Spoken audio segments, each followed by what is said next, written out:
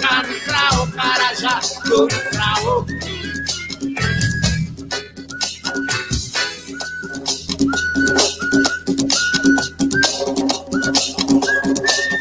O melhor da música regional você escuta aqui. Rádio Canto FM 87,9. 10 horas em ponto. Fique conectado com a gente. 87,9. Você vai ouvir agora Rádio Live. Uma janela aberta para o mundo tribal e indigenista. Toda semana, o indigenista e escritor Fernando Schiavini entrevista personagens e especialistas da área do indigenismo no Brasil. Acompanhe e participe através do Facebook Manifestos Indigenistas, um bate-papo sobre o indigenismo no Brasil. Rádio Live, uma janela aberta para o mundo tribal e indigenista. Toda quarta, às 10 horas da manhã.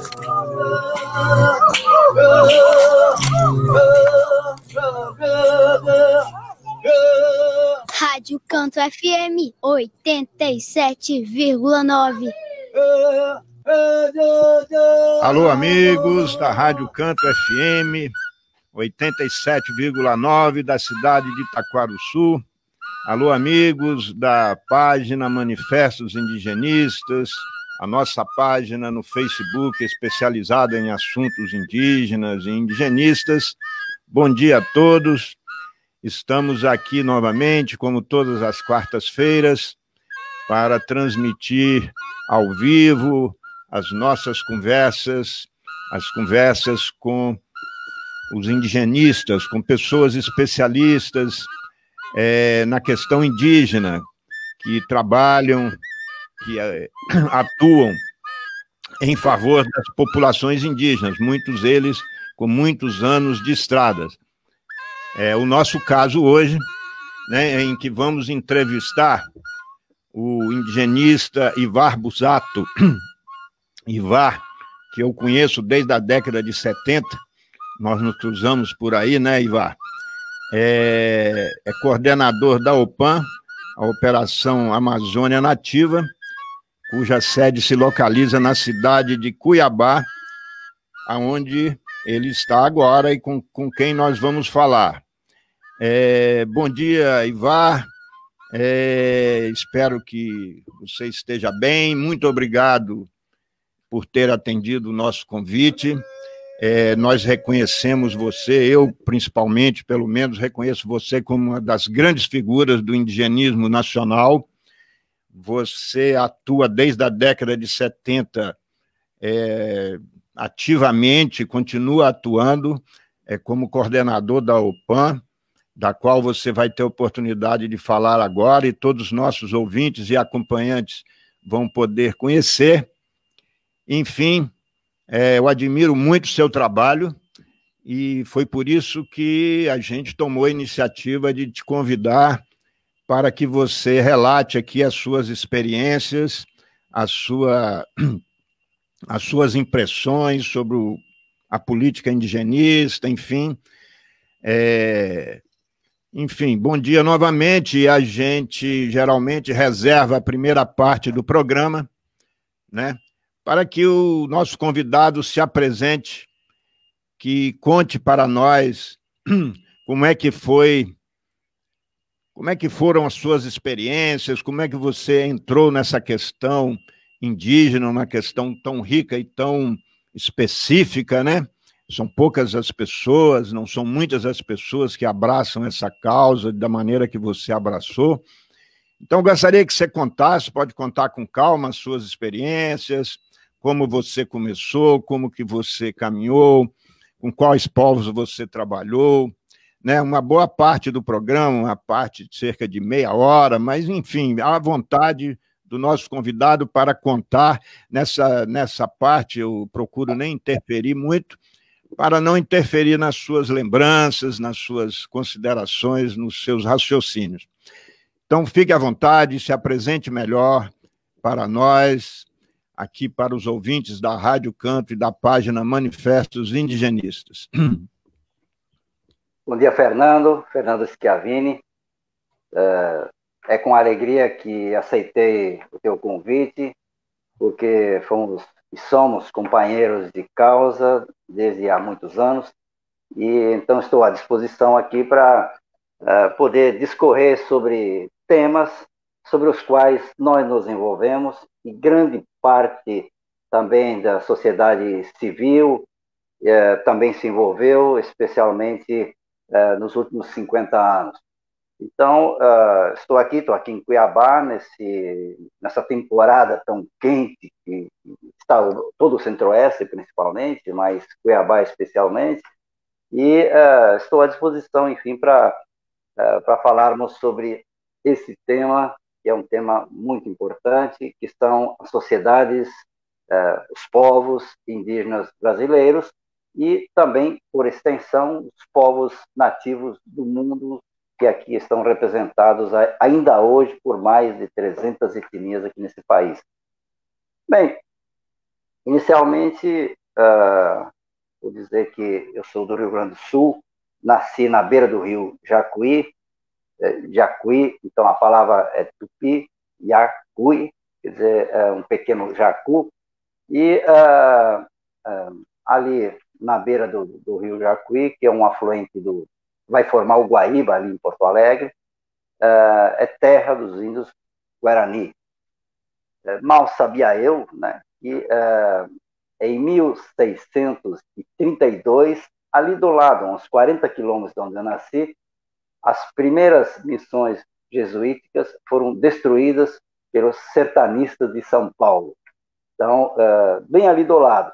Nós normalmente temos a ideia de que as missões jesuíticas são aquelas lá do Pará, lá em cima, lá por 1700 até 1750, e aquelas missões, as reduções jesuíticas no Paraguai, na Argentina e no Rio Grande do Sul, ali na região de São Miguel, na região das Missões, como nós falamos no Rio Grande, e que são posteriores àquelas do lado da onde eu nasci, que tinham sido destruídas pelos sertanistas de São Paulo, que a partir de 1922, no tempo da Semana da Arte Moderna aqui no país, os paulistas entenderam que era muito depreciativo serem chamados sertanistas, e aí começaram a fazer uma narrativa dizendo-se bandeirantes, aqueles que colocavam as bandeiras no interior do país, que iam abrindo os espaços no interior do país.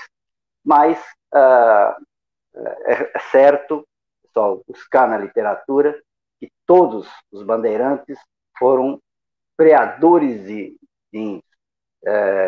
Foram durante 250 anos, desde 1600 dos anos de 1615, 1620, até o ano de 1700, praticamente, eles saíam de São Paulo com muitos mamelucos, mamelucos, que é a mistura de português com índio, com alguns indígenas também que se juntavam e aderiam à comitiva, e uns 20 ou 30 não indígenas, portugueses ou descendentes deles, que iam para essas regiões onde tinha as missões jesuíticas, para simplesmente querer pegar os índios que já estavam nas missões e trazer como escravos para São Paulo, para outros lugares, ou roubar as riquezas que lá estavam.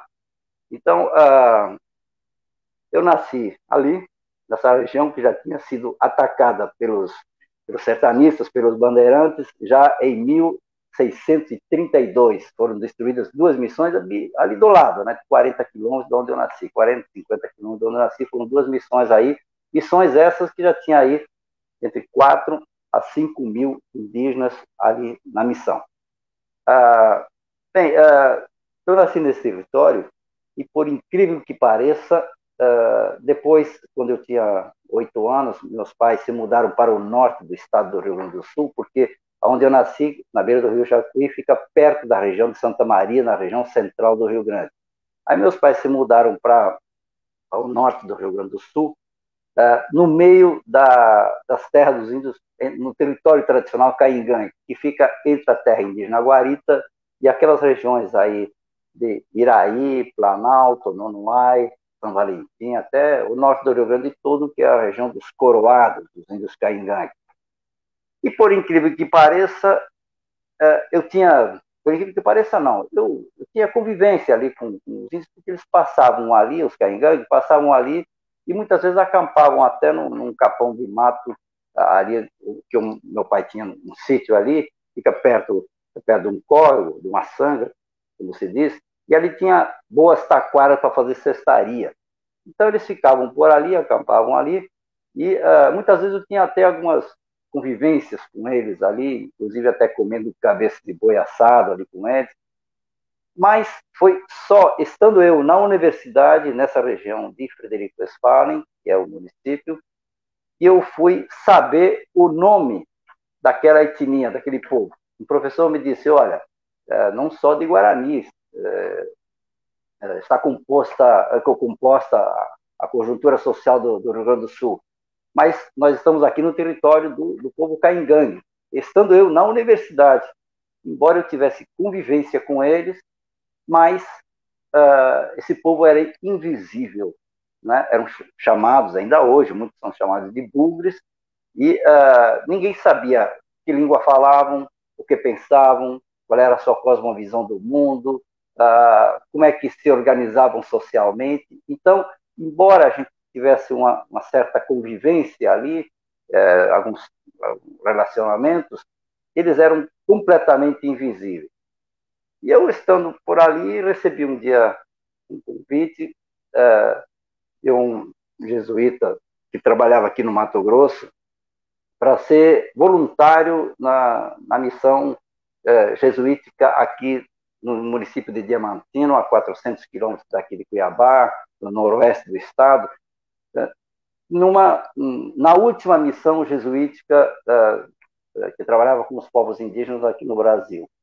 Tinha sido fundada em 1935, porque os jesuítas tinham sido expulsos do Brasil lá em 1750, pelo Marquês de Pombal, porque os jesuítas tinham as suas missões, tanto no sul quanto na região do Grande Pará, como se diz, entre Belém do Pará e Manaus, ao longo do Rio Amazonas, que há várias missões jesuíticas aí, fundada aí nos anos de 1680 até 1750, eram missões grandes, tinham grandes criações de gado, e tinham uma grande autonomia interna. Então, e tinha as missões, as reduções jesuíticas que tinha no Paraguai, que tinha na Argentina e que tinha no Rio Grande do Sul. Mas as discussões entre Portugal e Espanha, e houve, naquele tempo, em 1750, Portugal e Espanha resolveram estabelecer um tratado, o Tratado de Madrid, que reconhecia a ocupação espanhola e a ocupação portuguesa de acordo com a ocupação real. E a ocupação real era um pouco pelos rios, e aí a divisa era o rio Uruguai no sul, depois o rio Paraguai aqui entre o Brasil e a Bolívia e o Paraguai também, depois subindo Madeira. Então, foi mais ou menos no Tratado de Madrid, estabelecido entre Portugal e Espanha, em 1750, que houve esse acordo entre esses reinos para que as divisas, que são mais ou menos as divisas atuais, fossem estabelecidas. Então, com a expulsão dos jesuítas, lá em 1750, porque eles tinham, nas missões, tinham um controle sobre aqueles grupos indígenas com os quais trabalhavam, e tinham autonomia econômica. E o governo português, através de Pombal aqui, não aceitava que o Estado não interferisse, que não tivesse, que os jesuítas não ajudassem, não cedessem os índios já reduzidos, aldeados, para os trabalhos aqui do governo e outras funções. Então, nessa disputa, houve a expulsão dos jesuítas e uma missão jesuítica foi ser instalada no Brasil só em 1935, nessa região aqui do Mato Grosso. E, enfim, aí foi para essa missão já sendo reavaliada, no sentido de que qual é a importância que ela tinha, qual era o seu trabalho, como é que era desenvolvido e como é que acontecia, qual era o futuro dos povos com os quais a missão trabalhava. Mas não só a missão jesuítica de Utiariti estava sendo avaliada. Todas as missões que trabalhavam com os povos indígenas estavam, nesse momento, no final dos anos 60, durante a década de 60 principalmente, estavam sendo avaliadas.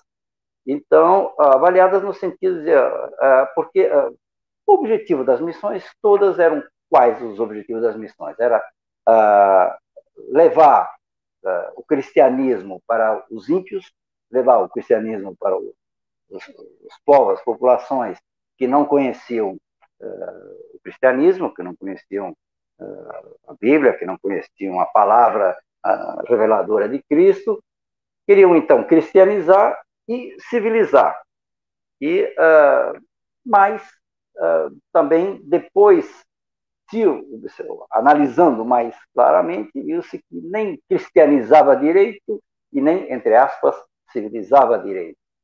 Então, e também olhando também a política dos estados nacionais, nesse tempo, muitos americanistas, muitos antropólogos, muitos observadores, olhavam e viam que os trabalhos dos estados, aqui no caso o estado brasileiro, mas também peruano, também chileno, também boliviano, também mexicano, também dos outros países da América, viu que o trabalho dos estados, nações, dos estados, dos governos, junto às populações indígenas e também olhando as missões, o resultado era que, de fato, os índios estavam sendo dizimados, perdiam as suas culturas e acabavam não se integrando de uma maneira digna na sociedade.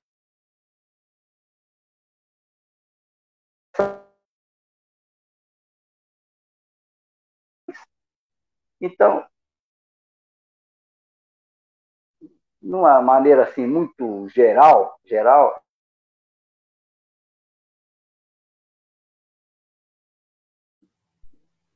estamos tendo um pequeno problema técnico aqui com o som do Ivar, mas parece que voltou. Vai, Ivar, continue. Foi. Tá travando um pouco a sua imagem e o áudio. Vê aí, mas não, acho que voltou. Eu dizia que eu fui nascido no Rio Grande do Sul e recebi um convite, então, para fazer um trabalho de voluntário na São Jesuíta,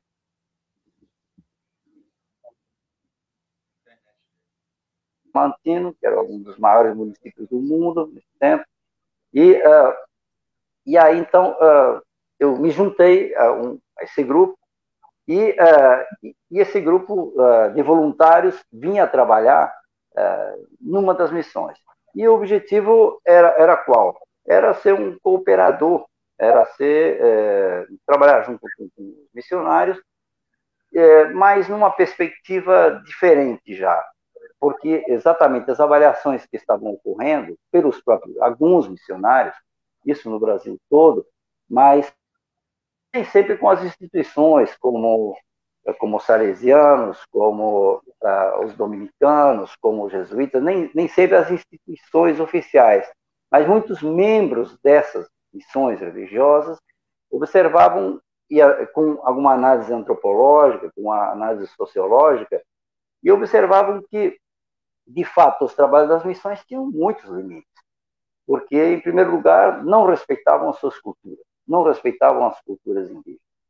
Então, primeiro, havia uma imposição, vamos dizer assim, cultural, no sentido de dizer o seguinte: olha, a língua aqui no Brasil, ao contrário do que foi lá no começo, né, enfim, na região do Grã-Pará e tal, que o tupi foi ensinado livremente, e teve até um certo momento que se discutiu aqui no Brasil se ia ser, a língua oficial brasileira ia ser o tupi ou o português, e acabou sendo o português, mas na região de Belém até Manaus, até todos aqueles afluentes amazônicos ali em cima, até o Alto Rio Negro, aquelas regiões, e ainda hoje é falado, né, o tupi ainda é falado, é claro, modificado, mas ainda é falado em algumas regiões. Os jesuítas ensinaram, aprenderam primeiro e depois divulgaram, em grande parte, a língua tupi naquela região. E o que acontece? Acontece que, na avaliação que estava ocorrendo, havia uma perda cultural enorme no trabalho das missões, não é? Porque chegavam as missões e impunham o seu jeito de ser, a sua cultura, os seus princípios, a sua religião, e também não integrava socialmente aquelas populações. Então, quantas e quantas pessoas que, bem, nessa região aí de Manaus e Belém, por exemplo, a grande parte dos indígenas acabava nas periferias das cidades, nas periferias das vilas, ou sendo uma mão de obra barata nos trabalhos que aparecessem por lá. E, embora fossem exímios conhecedores da região, exímios conhecedores daquelas condições territoriais, mas acabavam acabavam na periferia das cidades ou na periferia social, vamos dizer assim. Então, olhando de maneira mais geral, tanto o projeto dos Estados Nacionais, no caso aqui o Brasil, né, e quanto o trabalho das missões, era um trabalho que não trazia resultados e benefícios claros para as populações indígenas. E nós sabemos, né, Fernando, que no final da década de 60 e 70, nós tivemos a menor população indígena aqui no Brasil. Então, o Darcy Ribeiro, um estudioso, um antropólogo, fez os primeiros levantamentos. Ele foi um assessor do Serviço de Proteção aos Índios, fundado por Rondon em 1910, e ele levantou, mais ou menos estatisticamente, que a população, não, mais ou menos estatisticamente, ele fez uma estatística no fim dos anos 60 e aí no começo dos anos 70, que a população indígena brasileira não passava aí de entre 150 a 180 mil pessoas. Claro, aqueles grupos que eram possíveis serem levantados e catalogados pelo Brasil todo. Então, nós tínhamos aí um tempo que as populações indígenas estavam praticamente desaparecendo como etnias. E quais são os motivos do desaparecimento? Todos nós sabemos que a grande letalidade, a grande mortalidade da maioria dos povos indígenas brasileiros por conta das doenças infectocontagiosas. Então, gripe, sarampo, tuberculose, essas foram as principais causas da dizimação dos povos aqui no Brasil.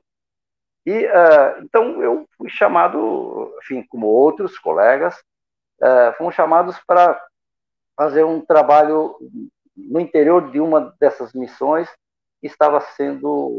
cujo trabalho estava sendo também fortemente avaliado e, enfim, nos integramos, então, com uma corrente da Igreja Católica que tinha atuação junto aos povos indígenas para desenvolvermos o trabalho aí. Mas se quiser colocar algumas perguntas aí, Fernando, eu te agradeço, porque aí você vai direcionando, porque as conversas são longas, são muitas frentes, são muitos temas, e aí se você vai me direcionando, que você está na condução aí dessa conversa, então eu te agradeço, e aí a gente vai seguindo. Não, claro, é por isso que a gente procura, não, porque um raciocínio vai ligando ao outro, mas geralmente aqui no nosso programa a gente tem essa intenção, num primeiro momento, de que o personagem que nós estamos entrevistando, né, a pessoa, que todo mundo é um personagem, é uma personagem também, conte a sua vida. Você, enfim, começou, mas Claro, sempre desvia para explicar a conjuntura da época. Mas eu queria saber, então, quantos anos você tinha nessa época que recebeu esse convite para ser um voluntário e já era pela UPAM, enfim, em que época que foi, para a gente ir situando, porque aí mais à frente a gente vai, com certeza, debater, discutir, eu vou colocar minhas impressões históricas também, mas aí, nesse primeiro momento, tente contar a sua trajetória, e mais reto na sua trajetória até você chegar onde você está agora e o que você está realizando agora. Aí a gente parte para as conversas. Só você objetivar mais nas suas memórias, assim, de como que você começou no indigenismo e como está agora. Certo.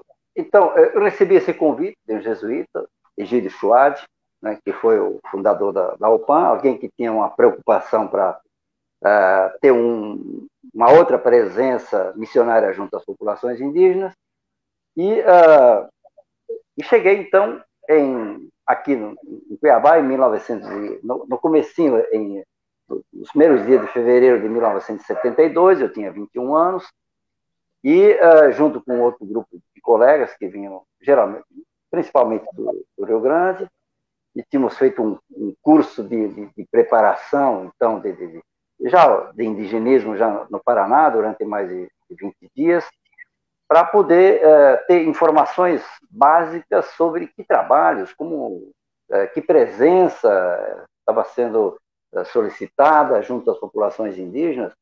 E aí, depois, então, indo direto lá para a missão de Utiariti, junto aos jesuítas, a gente viu que o internato indígena ali tinha sido praticamente encerrado.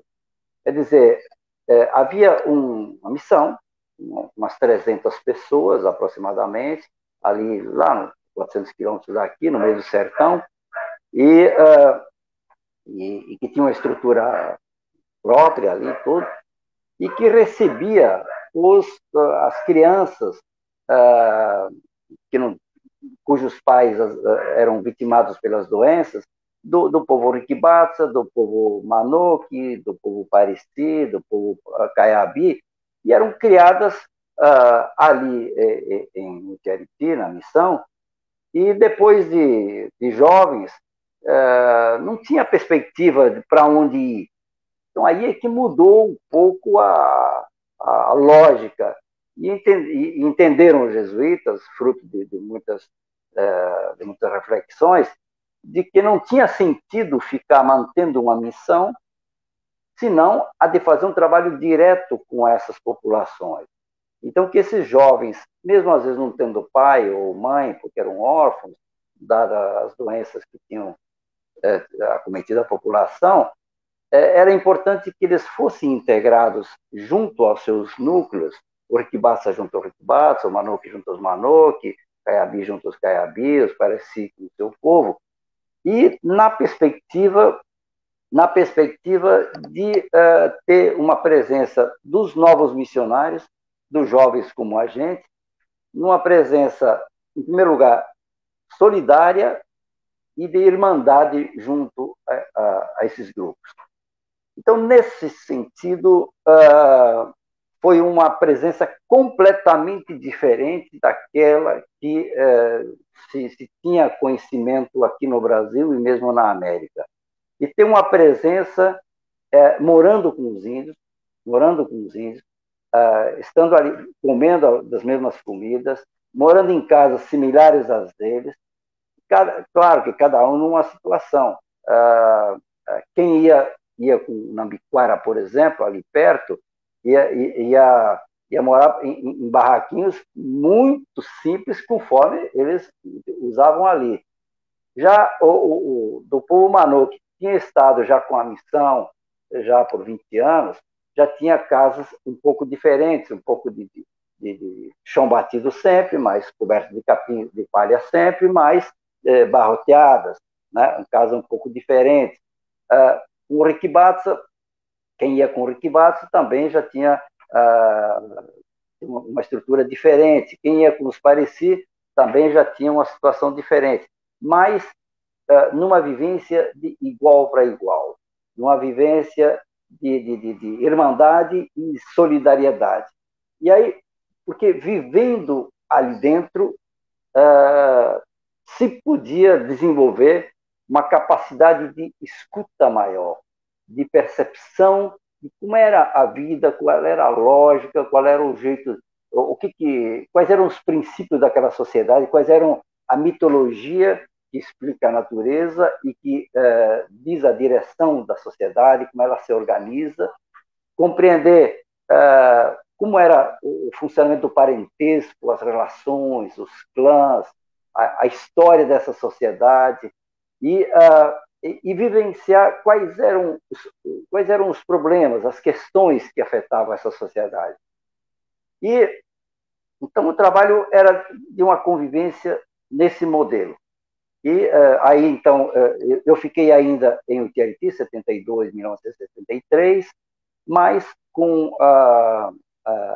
vários colegas já morando, várias colegas nesse caso, morando com Nambiquara, outros morando com Manoque, outros morando com Pareci, outros colegas austríacos que também eram voluntários trabalhando com Riquibaça, trabalhando com Caiabi, outros colegas nossos também. Então, e também nos lugares aonde as missões, a Igreja Católica nos oferecia oportunidade de estar com os povos indígenas.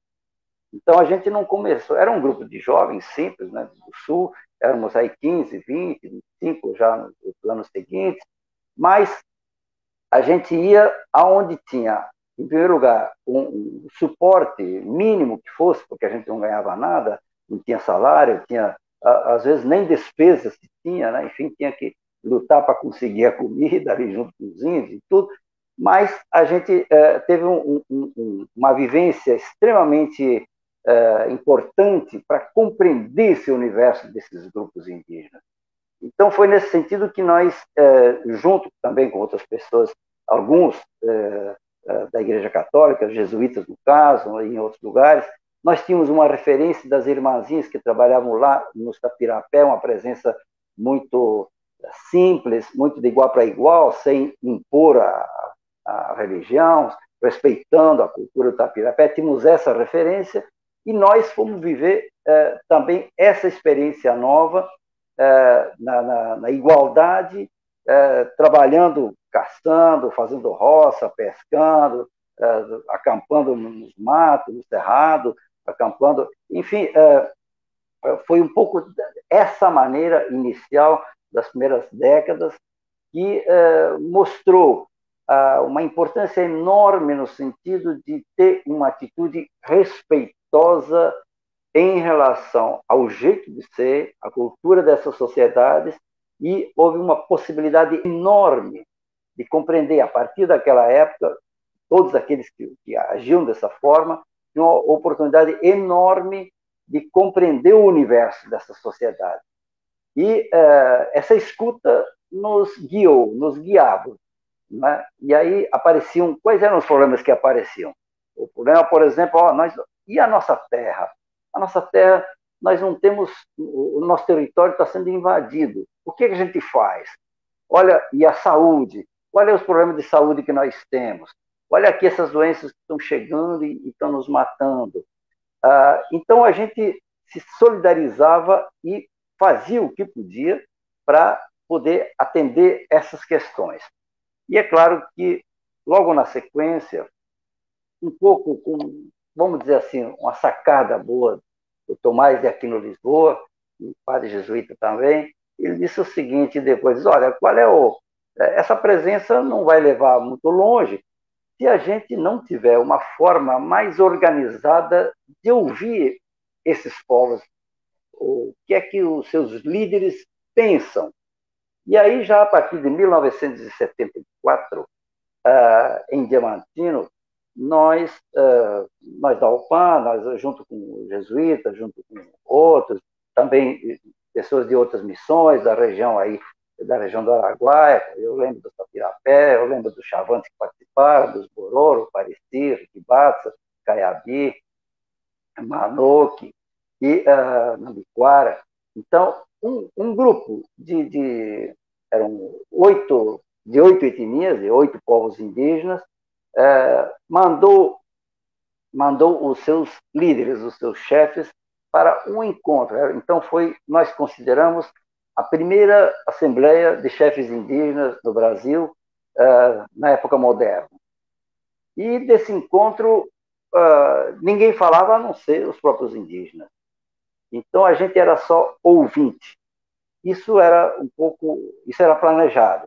Quando nós vamos apoiar, nós vamos fazer o convite inicialmente, fazer o convite para esses chefes indígenas, para esses líderes indígenas, para esses caciques, virem para um encontro, aonde durante 2, ou 3, ou 4, ou 5 dias, nós vamos oferecer as condições para eles se encontrarem, mas só eles vão falar e a gente vai anotar. No máximo vai anotar o que eles disserem, vai gravar, e depois vai transcrever as falas desses chefes, e vamos começar a esparramar pelo Brasil, dizendo, olha, esses povos estão dizendo isso, estão tendo essa questão aí como importante. E então aí deu-se início a todas essas, depois, na sequência, todas essas assembleias indígenas que começaram a acontecer pelo Brasil afora, e hoje nós temos aí um sem número de organizações indígenas fruto desse processo, de um lado. De outro lado, a gente começou já, então, junto no início, com o CIMI, o Conselho Indigenista Missionário, nós nos agregamos, então, a uma proposta da Igreja Católica, no sentido de ir para todas as regiões brasileiras, né? Eu sei que eu fui pessoalmente, que eu fiz parte dessa primeira equipe volante, já em 1974 e 75, éramos 5 pessoas, andamos pelo Brasil afora, né? Eu fui no Rio Grande do Sul, fui aí no Tocantins, fui no Mato Grosso do Sul, fui para Rondônia, mas outros colegas da equipe foram para as mais diferentes regiões do Brasil, para fazer 2 coisas. A primeira, levantar mais de perto a situação dos povos indígenas. Como é que cada um estava vivendo, qual era a situação e tal. Então, e também, com alguns líderes, a gente oferecia a oportunidade de encontros. E aí, então, a gente apoiou o encontro desses chefes indígenas para eles poderem gradativamente, ir numa região e outra, em várias regiões do país, irem se encontrando e darem a linha, darem a sua voz, sua palavra sobre qual era a situação que cada um vivia. Por outro lado, a gente começou a divulgar em todas as regiões do país, a divulgar e buscar todas as pessoas que tinham algum interesse, que tinham alguma relação, que tinham algum conhecimento, queriam se engajar nessa perspectiva de apoiar esses povos indígenas aqui no país. E aí, nesse sentido, é que, contando com um sem número de pessoas, constituiu-se aí o CIMI, e aí o CIMI começou a fazer, a partir de 1975, assembleias anuais, quer dizer, de 2 em 2 anos, as grandes assembleias, onde todos aqueles que já participavam na perspectiva de uma nova atuação junto aos povos indígenas se encontravam e discutiam linhas fundamentais. Então, já em 75, as linhas do CIMI quais foram? E a UPAN se integrou, vamos dizer assim, nesse trabalho, nessa primeira iniciativa pelo Brasil afora, para pensar que tipo de trabalho. Então, as linhas principais eram o respeito à cultura dos índios, essa é uma das primeiras questões, o respeito à língua dos índios, à cultura deles, à cosmovisão deles. O segundo era dar um apoio sistemático para que os territórios indígenas fossem garantidos, porque esses pontos eram pontos importantes que, das assembleias indígenas e da nossa convivência no dia a dia com cada um dos povos, isso sempre estava colocado, que era importante garantir um espaço em cima dos territórios tradicionais de cada povo, para que eles tivessem condições de plantar suas roças, de caçar, de pescar, de coletar, de ter os lugares sagrados garantidos e assim por diante. Então, a gente começou nas 2 linhas. Uma, de apoiar que os líderes indígenas, que os chefes indígenas pudessem ter espaços de fala, espaços de comunicação, de quais eram as questões que eram importantes serem garantidas, para que eles tivessem perspectivas como povos, como sociedade, e, de outro lado, buscamos, na sociedade brasileira, divulgar a importância de contarmos realmente com uma presença indígena que não fosse subalterna, que não fosse nas periferias, que tivessem consideração, que tivessem respeito. E aí, valeu para esse trabalho, chamou gente que estava na Fundação Nacional do Índio, que se integrou, tá? Aí teve muitos jornalistas, um grande grupo de antropólogos se envolveu, eram fotógrafos, eram pessoas, professores, eram pessoas simples da sociedade, eram jornalistas, foram importantes também. Então, um sem número de pessoas começou a pensar de uma forma diferenciada com relação ao que podia ser feito e que tipo de apoio era possível oferecer para as sociedades indígenas. E os indígenas, cada vez mais, com suas assembleias, seus encontros e tal, iam colocando, iam divulgando internamente para si, dizendo o seguinte: olha, cada um tem que fazer sua parte, cada um tem que olhar para o seu território, cada um tem que olhar para a sua saúde, cada um tem que continuar plantando suas roças, cada um tem que não pode perder os rituais. Se perder os rituais, nós perdemos a espiritualidade, e a espiritualidade é importante. Então, começaram a se sentir valorizados os povos. E na sociedade nacional começou a haver um grupo de pessoas, haver instituições, depois que elas foram sendo criadas, de apoio a essa sociedade. E aí, então, de um lado, é claro que uma luta era maior, era para que o governo brasileiro garantisse esses direitos fundamentais. Então, o direito à terra, por exemplo, não foi uma luta. Então, nos anos de 1980, 1990, 2000 e até hoje, grande parte das terras indígenas foram demarcadas de tempo. Então, isso é importante. E também muita coisa aconteceu com políticas públicas específicas. Na área da saúde, por exemplo, houve toda uma luta para se garantir uma atenção especial. E aí, claro que, enfim, depois tem coisas que vão mudando e tal, mas em 1999, por exemplo, fruto de toda uma luta e tal dos povos indígenas, houve uma conquista que se garantiu que o Estado brasileiro, e aí foi a FUNASA que assumiu inicialmente, nos primeiros 10 anos, depois a CESAI, a partir de 2011 até hoje, garantisse uma política específica de atenção à saúde dos índios, diferenciada, no sentido que valorizasse a medicina indígena, valorizasse a atuação dos pajés, valorizasse o jeito de ser. Quem fosse trabalhar com esses grupos tem que ter um preparo, uma atenção especial para poder considerar todo o universo, né, de saúde, não só de doença, né, de saúde, o que promove a saúde no meio desses povos. Houve um avanço muito grande para que o processo, a educação escolar indígena fosse diferenciada também, considerasse o calendário de atividades de cada um dos povos, considerasse a cultura como uma coisa importante, considerasse a língua, considerasse tal. Isso, enfim, os estados hoje assumiram mais.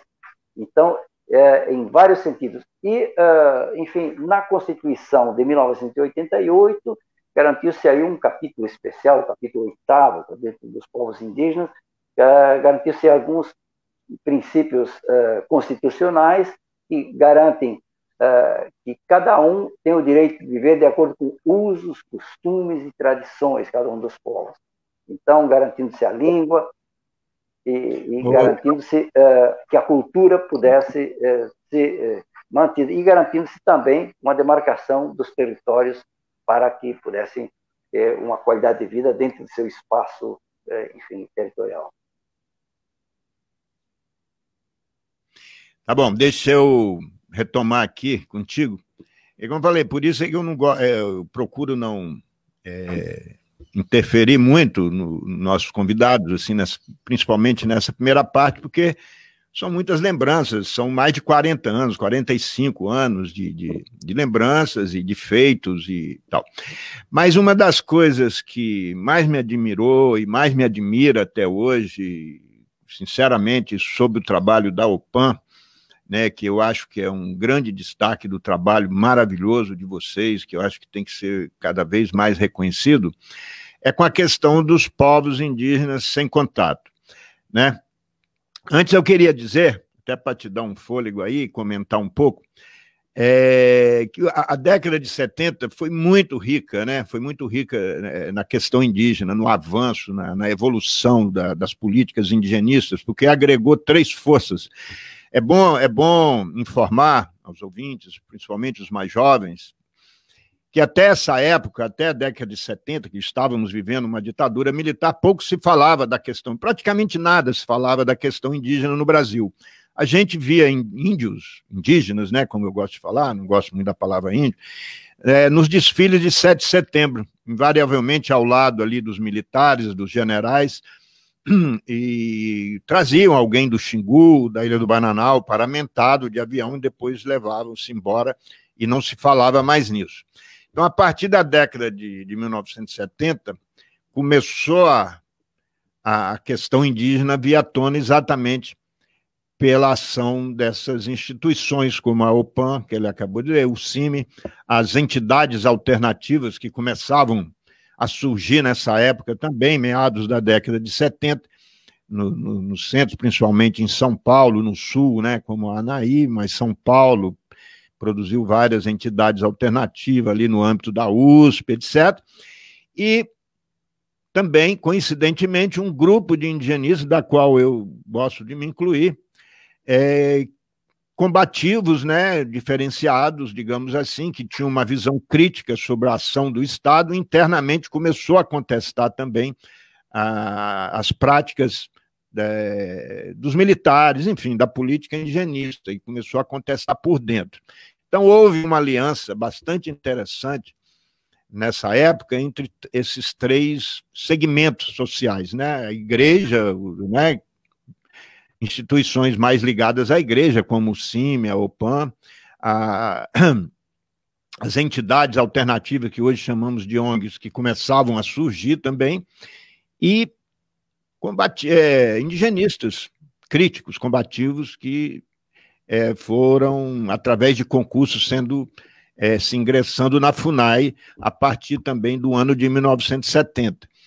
Então, na minha opinião, esses grupos, eu escrevo sobre isso, aliás, fazendo um pequeno merchandising aqui, temos um site também, fernandoschiavini.com.br, onde temos um blog, onde temos vários textos que tentam contar essa história de maneira resumida, né?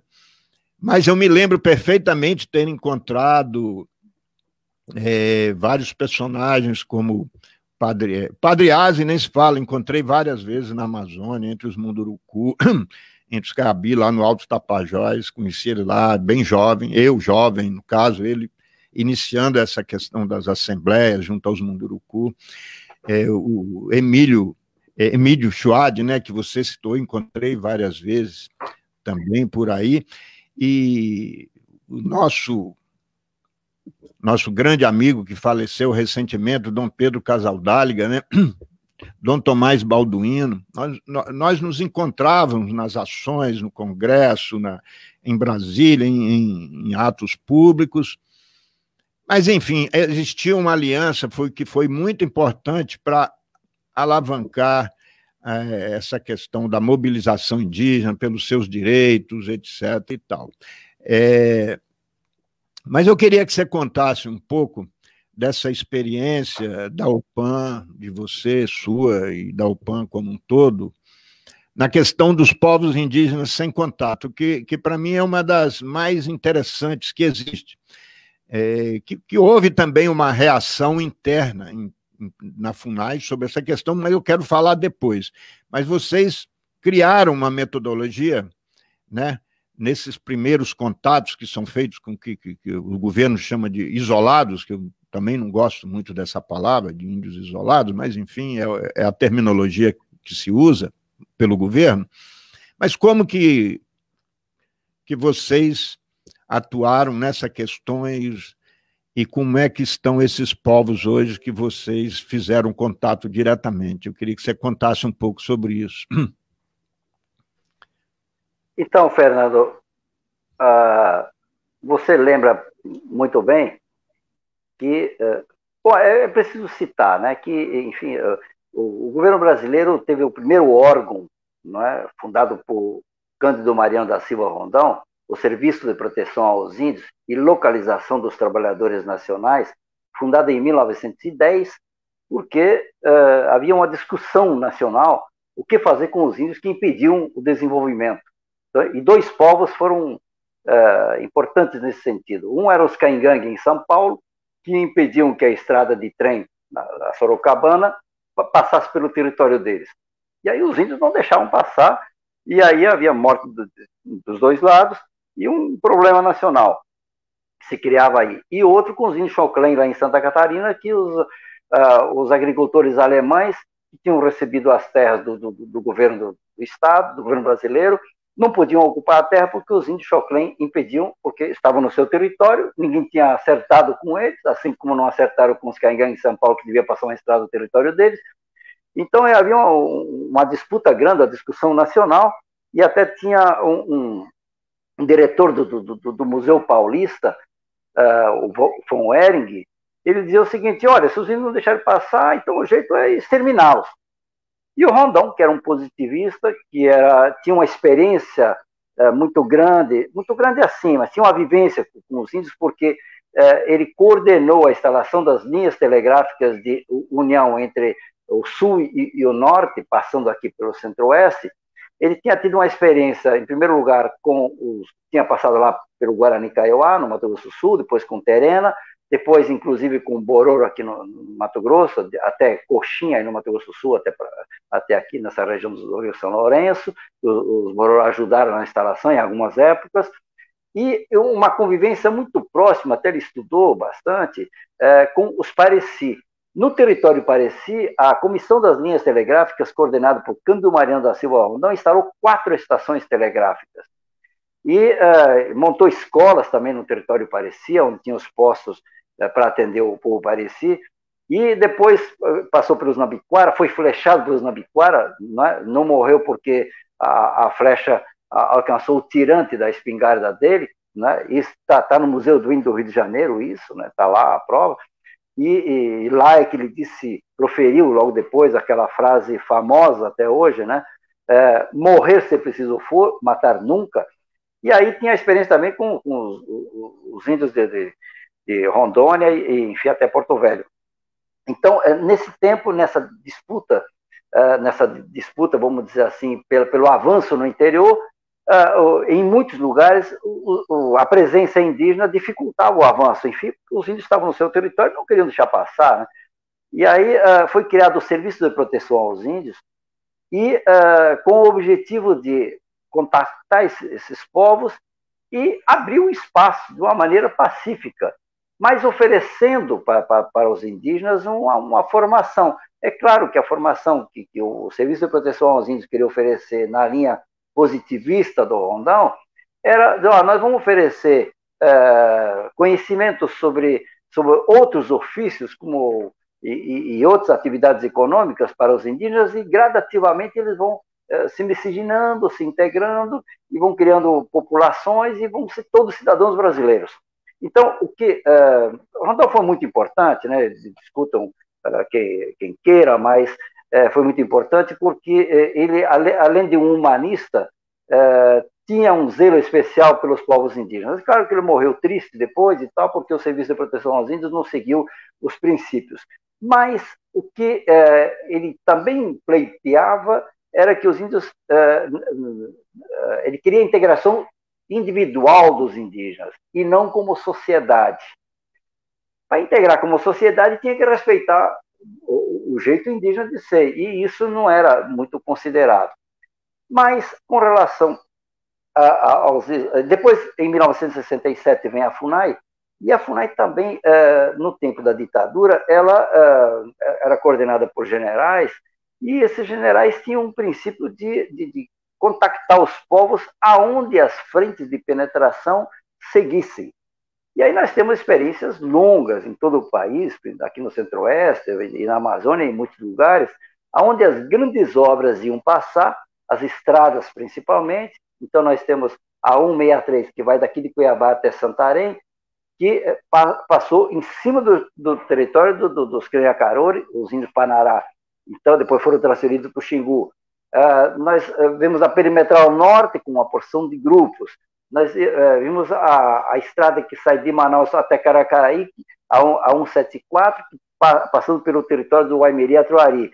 Então, em vários lugares, nós vimos que as grandes obras para aquilo que os militares chamavam de integração do território nacional, integração da Amazônia, passava por territórios indígenas não contactados, ainda livres, vamos dizer assim, que são considerados no termo aí hoje isolados. Mas as experiências da Fundação Nacional do Índio e outros, até os anos 70, eram desastrosas. Todos os povos contactados até os anos de 1970, metade da população, 50%, morria antes do primeiro ano, fruto do contágio de doenças infectocontagiosas. Então, era desastroso nesse sentido. Não tinha uma política de ter equipes preparadas, respeitosas, para estar com esses grupos, impedir a entrada de pessoas que pudessem levar esse contágio, assim por diante. Então, a experiência que nós vivenciamos de perto foi a experiência do povo Tapaiuna, considerado o beiço de pau, no rio Arinos. Esse povo foi contactado não, foi eles que se aproximaram, enfim, teve uns 20 ou 30 anos aí de disputas e conflitos, né, com as empresas, com os seringueiros das empresas seringalistas, e quem passava pelo rio Arinos, às vezes era flechado lá porque estava entrando no território deles. Enfim, foram os próprios índios que depois buscaram o contato em 1969. E aí um indigenista da FUNAI, coordenado pela FUNAI, João Américo Peré, foi ele que conduziu, não cuidou, levou até jornalistas, tá, inadvertidamente, e houve transmissão da gripe. E o grupo Tapaiuna, que devia ser mais de 300 pessoas, eram 4 ou 5 aldeias, na beira ao longo aí entre o Rio do Sangue e o Rio Arinos, aqui no Mato Grosso, em 1969. Em alguns meses, 2 ou 3 meses, sobraram única e exclusivamente moribundos, eram 45 pessoas. E aí a FUNAI, sem saber o que fazer, convidou o padre Antônio Iazzi para coordenar um trabalho da missão dos jesuítas de atenção especial ao povo Tapaiuna. E fruto desse... e aí estiveram na frente Vicente Canhas e Tomás Lisboa, e eles dizem, esse foi o nosso batismo de fogo, porque nós conseguimos, de outubro de 1969 até maio de 1970, nós conseguimos garantir a saúde e a plenitude da vida desses últimos Tapaiuna, que depois, infelizmente, foram transferidos lá para o Xingu, num acordo com os irmãos Vilas Boas. E aí saíram do território daqui. Então, o que a gente viu? Essa foi a lição, o batismo de fogo. O Tomás Lisboa dizia o seguinte, esse batismo de fogo nos indica o quê? Que, primeiro, todos os contatos que forem feitos não podem ser muito divulgados. E aí o primeiro contato que aconteceu depois foi com um subgrupo dos Manoque, os Minqui, e foram contactados e era chamada a missão calada. Um contato sem comunicar para ninguém, né? Claro que eles tiveram a presença dos Manoque junto, que é um subgrupo Manoque, é um grupo Manoque, enfim, mas essa missão calada diz o seguinte, nós vamos fazer a quarentena sempre que a gente chegar lá, e depois, e manter, então, todos os cuidados necessários para que eles não tenham um contato de qualquer maneira com ninguém, para que e quando tiver a primeira gripe, principalmente, a gente vai ter equipe e condições de cuidar. E na sequência, em 1974, bem, o povo em que eram 23, hoje são 150. Então, um dos poucos povos que, apesar de serem 23 na época do contato, claro que teve alguns casamentos depois com pessoas do povo Manoque, que é a mesma etnia praticamente. Depois, o segundo contato foi em 1974 com o Zenauê, também próximo ali de Rondônia, já. Hoje, no município, o território deles está no município de Comodoro, Sapezal e Juína, uma terra garantida de 750 mil hectares. Eram 97 pessoas. Hoje, esse grupo, Enauê, que tem rituais espetaculares o ano todo, coisa fenomenal, são 1.150 pessoas. Depois, já em 1978, também numa região que estava sendo atacada pelos sorveiros e caçadores e outros, na região lá do Amazonas, na região do médio rio Purus, tinha um povo que estava sendo contactado quase, e aí houve um trabalho de contato com o povo Suruahá. Eram menos de 100 pessoas e hoje também é um povo crescente. Então foram experiências exitosas, no sentido de experiências não só, quer dizer, foram trabalhos exitosos em que pessoas da OPAN e junto com outras pessoas ligadas à missão Anchieta especialmente, fizeram um trabalho sistemático de contato, cuidadoso, respeitoso e mais com equipes preparadas para poder atender aos problemas de saúde, atender a garantia dos territórios. Isso foi feito segundo a legislação e acertado com os militares da Fundação Nacional do Índio, e no caso os generais. Então os acordos para a garantia dos direitos territoriais não foram feitos, não foram de ONGs, não foram de ninguém, não é assim, irresponsável. Foram seguindo a legislação brasileira, garantindo os territórios, que já a Constituição de 1998, até antes de 88, já garantia, né? O artigo 198, né? A Constituição de 1967, reformada, que foi em 67 pelos militares, garantia que, no artigo 198, a garantia sobre os territórios tradicionais. E a Constituição de 1988 garantiu mais amplitude ainda a esse direito.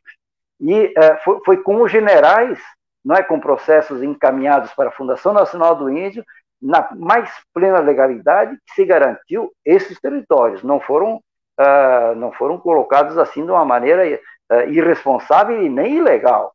Então, são 3 povos cuja experiência é exitosa e depois, gradativamente, a Fundação Nacional do Índio criou um setor e mais gente se envolveu em várias missões para pensar qual é a maneira melhor de se garantir que povos que não querem o contato estão ainda livres, né? Aqui no Brasil, dizem aí, eu estava numa live outro dia com o Sidney Pussuero, que foi uma das pessoas que esteve à frente da Fundação Nacional do Índio e também desse setor. Ele fala que no mínimo são 20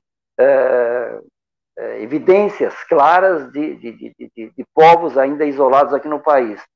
Mas há outros que dizem que, outras pessoas e outras referências indicam que há pelo menos 40 presença já constatada de grupos. É claro que às vezes são grupos bem pequenos, às vezes de 6, 7, 8, 10 pessoas, mas também grupos um pouco maiores que ainda não querem o contato. E aí, uma das ideias que a Fundação Nacional do Índio adotou era de cuidar, zelar pelo território, né? Mas aí precisa de estudos muito sérios, precisa de ter conhecimento, precisa de equipes que estejam nessas áreas onde há a presença, se constata a presença desses grupos, para reconhecer os territórios desses grupos e garantir que seja isolado esse território, para que essa sociedade que ainda se mantém sem querer um contato, porque certamente tem experiências muito negativas do contato, né? Certamente teve experiências com doenças ou com mortandades, barbaridades, aí, em muitos casos, que você tem conhecimento. E, então, é nesse sentido que essa linha ganhou uma força, e há um setor dentro hoje da Fundação Nacional do Índio, um pouco desprestigiada hoje, né? Mas há uma ideia de que isso é importante como política de Estado ser mantida, de garantir a liberdade e garantir os territórios, que normalmente não tem outra ocupação a não ser eles mesmos, né? Então, regiões que não foram vendidas, não foram ocupadas, não foram derrubadas, não é? Há espaços territoriais onde vivem esses povos, aí nós temos desde o Mato Grosso, tem alguns, em Rondônia tem outros, no Acre tem, no Amazonas tem, no Pará, em outros lugares tem essas presenças, e no Maranhão também. Então, é importante que siga essa política, porque ela garante as sociedades que não desejam contato, porque tiveram problemas enormes aí de serem atacados, de serem martirizados em muitos casos, e por isso preferem ainda se manter longe de qualquer contato, inclusive com outros povos indígenas. Ivan, eu considero essa questão dos povos sem contato a questão mais delicada do indigenismo de qualquer vertente no momento. A gente tem... Eu nunca trabalhei diretamente com essa questão, né?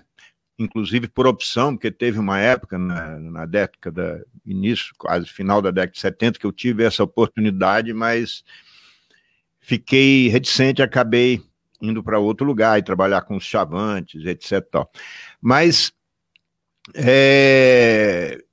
só rememorando aqui, você já contou um pouco, né? Eu pedi você contar a experiência da UPAN com povos sem contato, e você contou um pouco da FUNAI, que apesar de eu não ter trabalhado diretamente, a gente tinha mais contato com os colegas, enfim.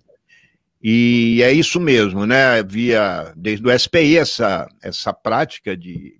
Antes chamava, inclusive, atração, que depois eu brincava com... Não é atração, é atraição, né? De fazer o contato e depois reduzir. Geralmente as doenças atacavam, isso aí praticamente todos os povos passaram por isso aí, que passaram por essa experiência desse contato amistoso provocado pelos sertanistas da FUNAI. Aí veio, né, na década de 70 a experiência de vocês, né, que eu acho fantástica, boa, e agora o raciocínio, eu quero fechar um raciocínio aqui com você. Como eu disse, na FUNAI, eu acompanhei mais de dentro, digamos assim, né, essa questão. E não interessa quem foi ou quem não foi, mas houveram colegas como José Carlos Meirelles, o Antenor Vaz e outros que, na verdade, iniciaram esse processo de discussão interna que a gente, mesmo não sendo especialista em povos sem contato, também participavam dessa questão de não fazer contato indiscriminado só porque o governo queria passar com alguma obra, enfim, essa história. E foram eles, principalmente, José Carlos Meirelles, para mim, Antenor Vaz, o Rieli, que morreu recentemente, os grandes precursores dessa nova política que depois foi implantada quando o Sidney Possuelo era, porque o Sidney realmente não era dessa, o Sidney era mais, foi praticamente, digamos assim, criado, né, profissionalmente com os Vilas Boas.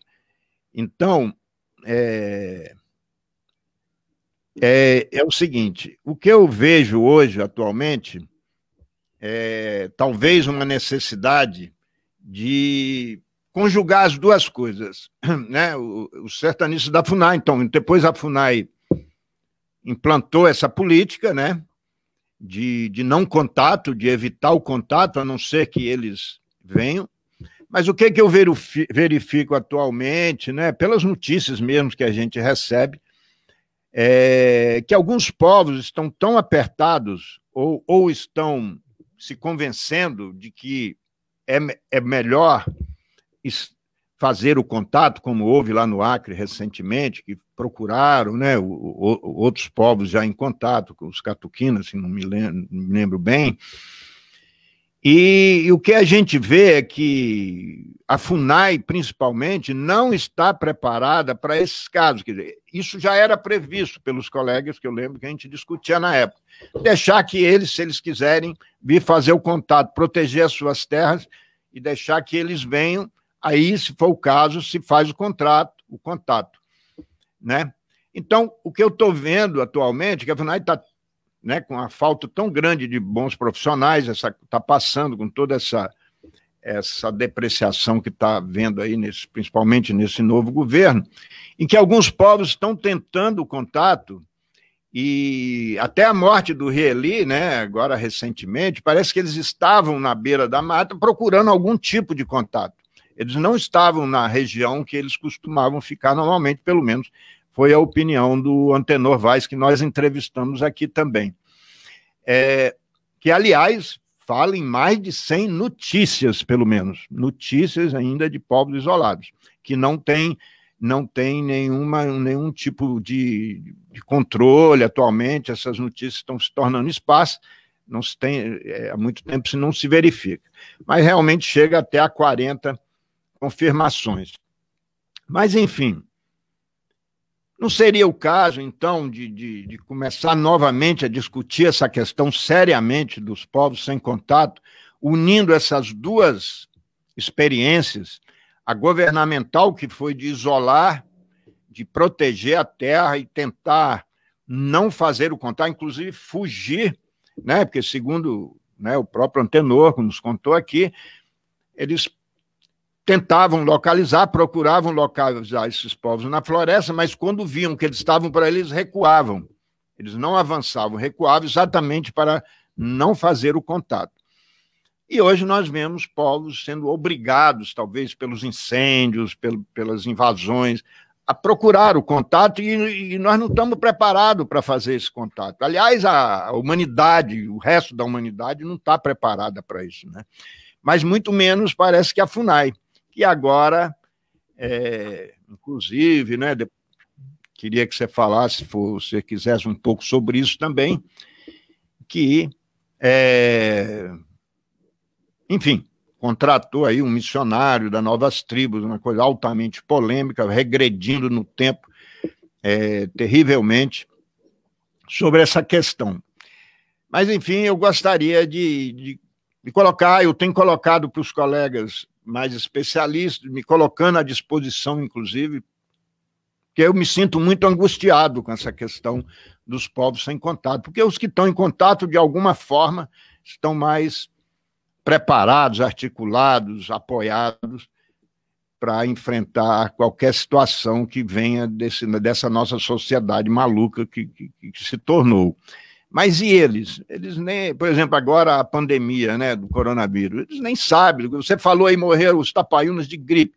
A gripe, você fala, deve ser a influenza, que todos nós praticamente estamos vacinados naturalmente e mata sempre. Imagina se pega esse Covid aí. Mas, enfim, eu queria que você comentasse um pouco, já que nós entramos na questão, né, sobre o futuro desses povos sem contato. Se algo realmente grande, forte, que a gente não pode esperar desse governo, né, infelizmente, o que se deveria fazer em alguns casos, principalmente nesses casos que estão procurando? Não é hora de todos se mobilizarem, se unirem novamente, todas essas correntes para, dentro das suas experiências, tentar uma solução? Não há dúvida, não há dúvida. Se for preciso falar com o pastor que está na condução do processo agora da FUNAI, tem que falar. Ele também deve se sensibilizar com essa situação, porque agora não é hora de pensar o que vão fazer depois, não é? Enfim, qual é a ideologia, qual é o jeito, qual é a religião. Agora é ter pessoas preparadas, equipes que tenham condições de continuidade de trabalho porque até nos anos 70 ainda tinha o trabalho das missões, né? Nós tínhamos equipes nós e tal, mas hoje em dia não há mais essas equipes mais permanentes de atuação continuada junto aos povos.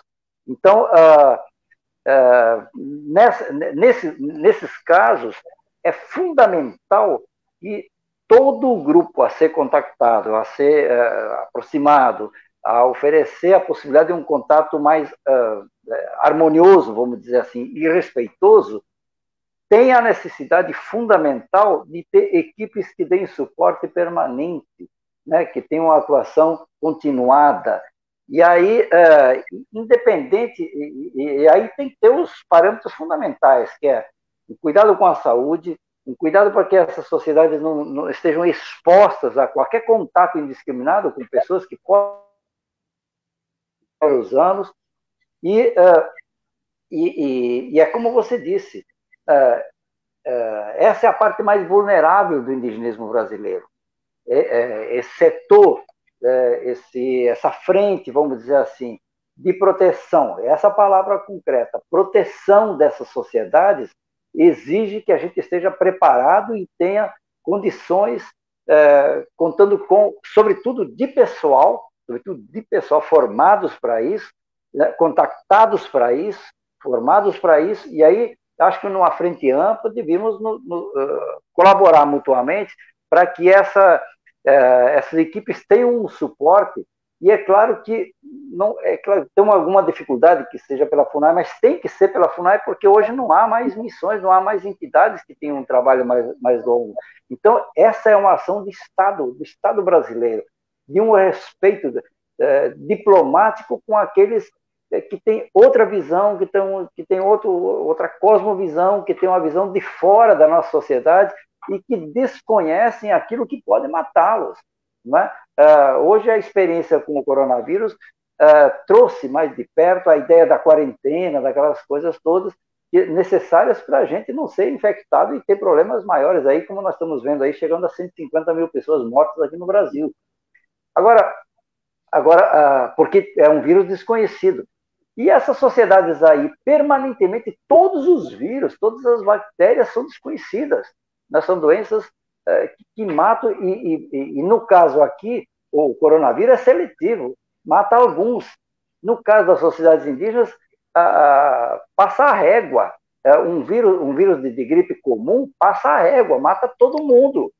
Então, quantos povos praticamente sobraram alguns, ou às vezes não sobraram nenhum. Então, do Tapaiuna foi um exemplo. Em 2 meses, eram 300, sobraram, assim, eram moribundos quando foram encontrados lá, 2 parecidos que ajudavam, e mais o Vicente, o Tomás e tal, e salvaram 41. Eles já não levantavam para enterrar os mortos. Não levantavam para enterrar os mortos na beira do Arinos, no seu território. Né? Não tinham condições. Então, a mesma coisa pode acontecer com grupos, inclusive minoritários, às vezes que são 10, 20, 30, 50, 100 pessoas, né? Elas podem desaparecer numa semana. Então, eu acho que essa é uma ação de Estado, e a gente tem que buscar e oferecer, sem outras intenções, a nossa colaboração. Isso é importante. Isso é importante, porque trata-se de sociedades únicas, de sociedades, eu vejo aí, por exemplo, o que é importante também, olha o mico-leão dourado, olha a ararinha lá no Nordeste, olha a onça pintada, olha o lobo-guará, são animais em extinção e tal. É claro que são importantíssimos esses animais, e é importante que tenha políticas de proteção. Quanto mais ainda, sociedades, povos têm uma cultura que são do nosso gênero humano, não é? Então, isso é de uma responsabilidade enorme de todos nós, né? Deixarmos quem tem mais, eu tenho mais filosofia do que ideologia, porque as ideologias matam, de esquerda, de direita, de centro, religiosa, as ideologias matam, em nome das ideologias se mata. Agora, em nome de uma filosofia de apoio, de suporte, em muitos casos, de abnegação, de altruísmo, de defesa dos iguais, dos co-irmãos nossos que têm outra filosofia de vida, outro jeito de viver, e que estão aí nesse nosso país, é extremamente importante que a gente abra essa frente desarmados e poder oferecer uma contribuição significativa. Então, nós vimos o caso do Rielin, que foi flechado aí há um mês, agora amanhã vai fazer um mês da morte dele, foi dia 8. Então, é muito importante isso que esse povo está dentro de uma terra demarcada. A terra indígena Urueu-Uauau, da qual saiu aí para flechar, é uma área demarcada de 1.800.000 hectares, demarcada para outros povos, né? Mas lá, no interior dessa terra, que está sendo invadida também, está, né, forçando a saída, inclusive, de um povo sem contato ainda, que sai. Então, acho que é importante que a FUNAI perceba isso e possa, com um pastor na sua frente, ou outra pessoa, não importa. Importa é que tenha uma atitude concreta, objetiva, onde possa agregar todos os esforços possíveis para que a gente, de fato, ofereça uma contribuição significativa, preparando, em primeiro lugar, equipes que tenham condições de diálogo com a sociedade nacional, com as frentes, com aquelas pessoas que estão próximas, são vizinhas desses povos. É preciso oferecer informações seguras, né? E segurança também para quem é vizinho desses povos aí, ou sitiantes, ou fazendeiros, ou peões, ou outras pessoas, não é? Ou vilarejos. É importante que equipes da Fundação Nacional, coordenadas pela Fundação Nacional do Índio, ofereçam informações e dados sobre esses grupos de uma maneira que eles fiquem tranquilos, né? A população vizinha fique tranquila e possa ser feito um trabalho sistemático de proteção daqueles grupos que não querem o contato e que estão numa vulnerabilidade como nunca estiveram até hoje. Pois é, mas como é que faz com um governo que não tem diálogo com a sociedade de um modo geral, né? A não ser, claro, com o segmento que eles querem, as igrejas evangélicas, etc., a gente já sabe. Eu estou achando bem complicado. Eu tenho defendido, né, assim, minhas opiniões, inclusive aqui nessas conversas, que os indígenas brasileiros, assim, em contato, deveriam assumir cada vez mais essa responsabilidade pelos seus parentes que estão sem contato, porque e com apoio da sociedade, de preferência nacional, que é mais difícil, mas se for o caso da sociedade internacional. Porque pelo que a gente vê aí, assim, da intenção deste governo, não é bem isso que você falou, de respeitar, de humanidade. Eles querem fazer contato, mais uma vez, como foi desde a colônia, para desocupar as terras e ocupar, né? Ocupar com o grande capital, etc. e tal. Essa é o grande objetivo, somado a uma coisa de tamanha regressão que a Igreja Católica já, né, superou há muito tempo, de querer as almas dos índios também. Agora eles querem a terra e as novas tribos querem também catequizar, uma coisa que no Brasil já estava ultrapassada, tanto na mentalidade como nas constituições, nas leis, etc. e tal. Então, eu fico... Você, por exemplo, contou aí que mesmo nos governos, se não me engano, ainda militares, vocês conseguiram uma espécie de parceria, quer dizer, atuando como instituições não governamentais, conseguiram fazer contato com povos sem contato, e que essas terras depois fossem respeitadas, que fossem demarcadas, etc. e tal, reconhecidas, né? Etc. Então, existia um certo diálogo, existia um diálogo entre a sociedade organizada e o governo, mas agora só há ataques às ONGs, ataques à Igreja Católica, ataque a tudo que propõe diálogo. Então, eu realmente Aliás, né, nós estamos aqui, são 11 horas e 23 minutos, estamos a 7 minutos, digamos, geralmente é 1h30 que nós fazemos aqui de conversa. Só para lembrar aí aos espectadores, tanto da página Manifestos Indigenistas como da Rádio Canto FM, estamos aqui então na Rádio Canto FM, 87,9 de Taquarussu, mas esse programa vai começar a ser veiculado também pela Rádio São Jorge, da Vila de São Jorge, de Goiás. Lá também a Rádio São Jorge é 87,9 FM, todos os domingos às 9 horas. O programa é gravado e às 9 horas da manhã de domingo vai ser também veiculado pela Rádio São Jorge. Nós, então, assim, estamos tentando alcançar, né, também esse público de rádios comunitárias, principalmente do interior, principalmente como alguém falou aqui, se não me engano, foi nosso entrevistado Rubens Valente, de como é importante também levar para o interior essa questão indígena. É o que a gente tenta fazer sempre onde está morando, como a gente sempre gosta de estar no interior, a gente sempre, alguns eventos, alguma coisa a gente faz para trazer a questão indígena para o interior também, não só para as grandes capitais. Então,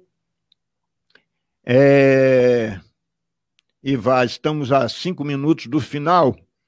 Queria que você fizesse as suas considerações finais aí, exatamente, né, como aquela coisa que não quer se calar, que não tem como não comentar sobre o momento atual político, como isso está afetando ou não está afetando tanto assim, o que você está vendo, né, dessas ações do governo, das opiniões, que às vezes não são ações, a própria opinião de um presidente da República, principalmente uma alta autoridade, desencadeia uma série de problemas no interior, sem que precise mexer nas legislações, né? Então, e como esse governo parece que não tem cuidado nenhum ao falar as coisas, ou quer realmente que essas coisas aconteçam dessa forma, eu queria que você desse as considerações finais aí, exatamente comentando como que você está vendo, principalmente aí no Mato Grosso, aí na região, as consequências de toda essa política que nós estamos assistindo no momento. Bem, você está aí em Taquarussu, eu conheço um Taquarussu bem vizinho nosso ali no Rio Grande do Sul, é um município também, tem Taquarussu no Mato Grosso do Sul, tem Taquarussu em Minas, tem vários Taquarussu. É uma palavra tupi, tá, haste, assim como tacap, né? Haste, tá, quara, furada, açu, grande. Então, é uma haste de furada grande, porque é um bambu grande, o Taquarussu. Mas tá, a palavra tupi, tá é uma haste, assim como tacap, né? E quara, furado, e açu, grande.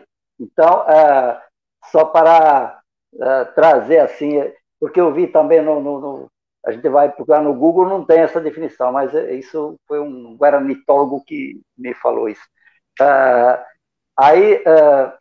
Não, desse governo, os governos passam, Fernando, os governos passam.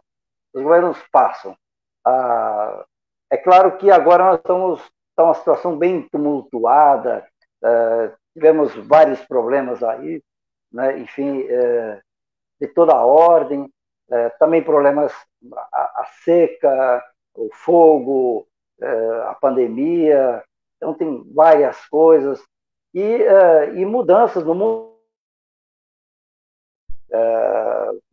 Tem linhas ideológicas aí extremistas, né, que estão surgindo e ressurgindo com força, mas não dá para perder a esperança,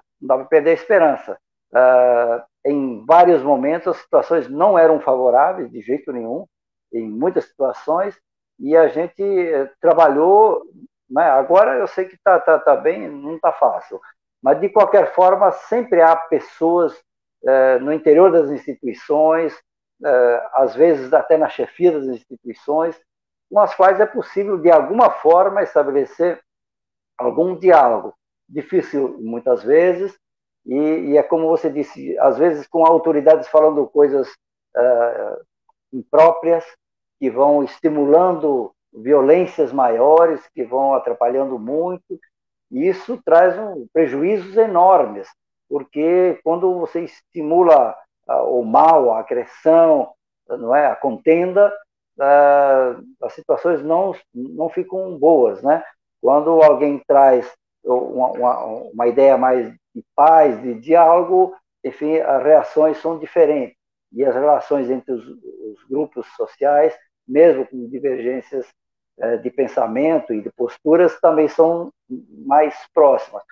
Mas eu acho isso, eu acho que a gente tem que continuar, sempre quando há, vamos dizer assim, uma barreira maior, aqueles que estão mais próximos, a tendência é se unirem mais também. Então, quando havia um regime militar, havia também, na oposição, a gente encontrava um grande grupo de pessoas que podiam dialogar com muita gente também, que era favorável ao governo, mas que tinha também relações próximas e bom senso também. Então, tem que buscar o bom senso em todos os espaços. Eu acho que o bom senso não é o que deve guiar e buscar na solidariedade daqueles que têm perspectiva de poder construir, além dos governos, uma sociedade mais justa, mais igualitária, mais respeitosa, é que é possível buscar. Porque aqui nós teríamos discussões longas se fôssemos olhar as linhas, às vezes, de uma área, de outra área, que estão sendo produzidas agora, não só no espaço federal, mas também nos espaços dos estados. Então, eu acho que a gente tem que buscar permanentemente, já que tratamos com povos muito diferentes da gente, que às vezes com os quais não dá para combinar muitas coisas, né? Não dá para aceitar, inclusive, né? Porque não é que os povos indígenas, de um modo geral, são perfeitos também, não, são sociedades com os mesmos problemas que nós temos, né? Internamente, às vezes tem violência também, mas tem coisas espetaculares também, né? Então, eu acho que nós temos que tirar das virtudes dessas sociedades também virtudes para a nossa sociedade e para as nossas vidas pessoalmente. Eu acho que é nessa busca das coisas espetaculares que os humanos criaram e vivendo em lugares distintos e com cosmovisões do mundo diferentes, é que a gente pode, nessa diversidade, buscar as coisas importantes que nos guiem pessoalmente e que nos guiem como sociedade brasileira que aceite as diferenças e respeitosamente a gente possa ter uma convivência melhor. Então é nesse sentido que eu sou um pouco otimista, eu não fico às vezes muito preso a mazelas momentâneas que são passageiras, ou a opinião de um e de outro, que às vezes nem sempre constrói, muito mais destrói, e nós temos um objetivo maior, que é de apoiar naquilo que a gente puder, não é? Com a nossa contribuição, não é? Às vezes pequena, mas que pode ser significativa se a gente se unir ainda mais. No caso agora de um reforço para esses povos que ainda se mantêm livres, que mantêm independentes de qualquer contato, inclusive com outros povos, isso é muito importante. E porque, como você disse, a grande maioria dos povos brasileiros já fala por si, já tem seus porta-vozes, já tem suas articulações, no governo ou fora do governo, não é? Enfim, já tem sua força, já tem sua fala. Foi para isso que nós lutamos. Não é? Mesmo que eles não concordem com a gente, foi para isso que nós lutamos, né? Porque tem sua forma de agir e tal, tem os seus porta-vozes, a sua forma de se defender, né? Nós lutamos para que houvesse na Constituição brasileira também, e aí muitos indígenas deram a sua grande contribuição, tivesse uma Constituição também que garantisse seus direitos fundamentais. Então, tem a lei, tem a voz e tem a força. Esses isolados ainda não têm nem a voz, nem a força e legislação pouca. Então, é preciso trabalhar nesse sentido. Alô, Ivar. Nós estamos realmente agora em cima da hora aqui, já até passamos um pouco do nosso programa. Como a gente fala com todos os convidados aqui, o assunto é muito rico e muito extenso e jamais se esgota. Eu queria agradecer aqui mais uma vez a sua presença, ter aceitado o convite, mas saiba que provavelmente não vai ser o último. Mais à frente poderemos retomar essa conversa. Vamos torcer, então, como você disse, para que todos tenhamos bom senso, né? Que principalmente as autoridades tenham um bom senso e que passem a observar melhor o que está acontecendo no mundo e atenda as pessoas que querem o diálogo e querem o melhor para as coisas. Então, muito obrigado aos ouvintes da Rádio Canto FM, muito obrigado aos ouvintes da Rádio São Jorge 87,9. Estaremos aí todas as semanas, todos os domingos, às 9 horas da manhã. E, mais uma vez, Ivar, muito obrigado a você. Boa sorte, boa saúde. Espero que nos vejamos muito mais por aí no futuro. Muito obrigado. Tá certo, Fernando. Eu agradeço e agradeço a paciência de todos que nos ouviram aí. Enfim, o assunto é muito longo e tem muita coisa, mas eu acho que na conversa a gente vai trocando ideias e tal, e vamos construindo uma sociedade melhor também. Um abraço para você. Tudo de bom. Lembrando a todos que esse programa fica gravado na página Manifestos Indigenistas, já fica gravado desde já, e que a partir de, no máximo, amanhã estará também no nosso canal do YouTube. E divulgaremos também isso aí. E quem quiser assistir pelo YouTube, fica gravado lá, pode recorrer a qualquer momento. Um grande abraço a todos e até a próxima quarta-feira, às 10 horas da manhã.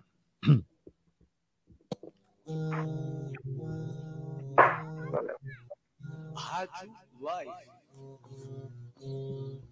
Uma janela